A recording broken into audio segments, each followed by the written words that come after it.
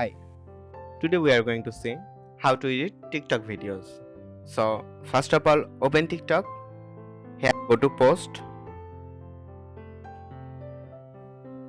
I am making a short video first.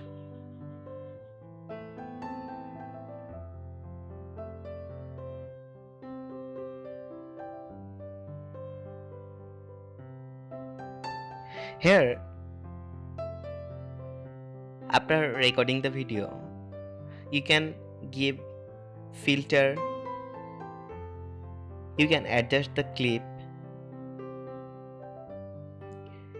you can add voice effect, you can give voiceover,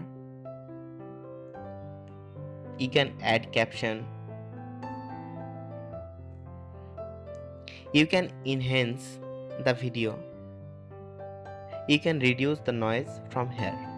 Also, if you want to add sound, then click on sound option. If you want to add text, then click on text option.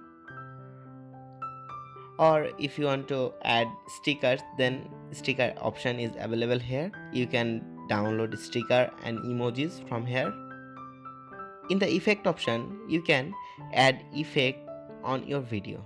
After that, click on save. Then click on next